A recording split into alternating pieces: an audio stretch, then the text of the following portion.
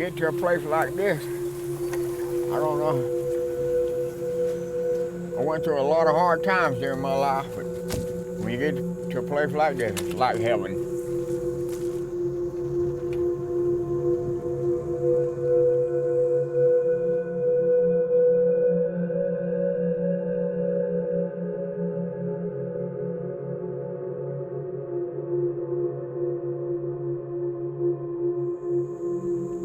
When I first got here, I thought I might want to go somewhere. I don't want to go. Stay right here. I keep walking these trails, and me and my dog, and I'm hoping one of these cars can tell me one tale, one story. But they do anyway. I think about them day in and day out.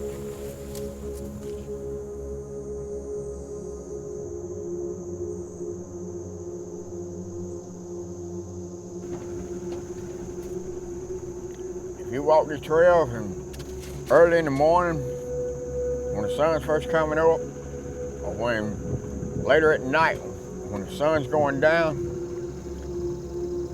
a lot of people just don't understand the beauty of something like that, or how peaceful it really is. How much tranquility you find in just a bunch of old junk cars. Or the trails you're riding on.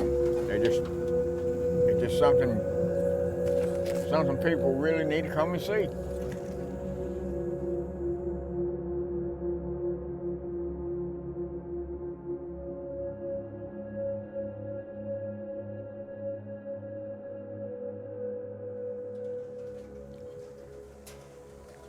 I do a little bit of everything around here. I paint.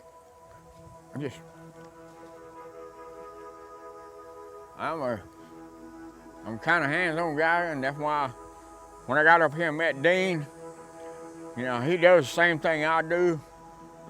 He's kind of creative. No, he's not creative. He's a nut.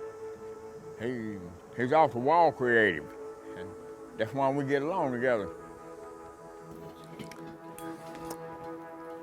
1931, my mother and daddy bought 25, 30 acres here. They built that little store out here on the dirt road, no electricity. Gas 19 cents a gallon, apples 1 cent each. He worked in the mines, they did the store. A little small store, best we can scale it off 19 to 24, and they lived in the back. Later on, they bought an old junk car or two, started selling parts, and making another dollar during Depression time.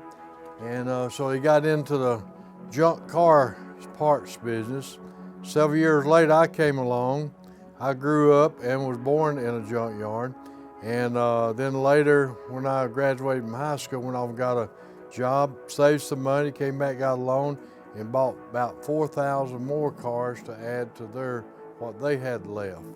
And we still got some of their cars out here. It's been sitting in the same place 60 years, hadn't been moved. And that's where some of the flower pots, we call it, when the trees grows up through the windshield and the windows of the doors and goes on up. Flower pots. It's not a junkyard, it really is a 34-acre piece of art, is what it is. For someone my grandfather's age, you know, not many folks that are his age are capable of doing what he's doing, and I don't know how he keeps going, but you know, it's really an encouragement because he perseveres, and regardless of how he feels, he'll be here Monday, Wednesday, Thursday, Friday before 9 a.m. to make sure everything is ready to be open to the public. My name's Eddie McDaniel, and they call me Fast Eddie up here. I'm a lifelong friend of Dean's. Grew up with him up here. Saw all these old cars get started with his dad.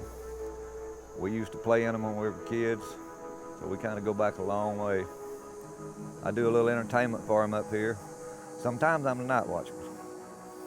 It's fabulous as far as antiques, antique cars, muscle cars, trucks, from an A model to a Studebaker.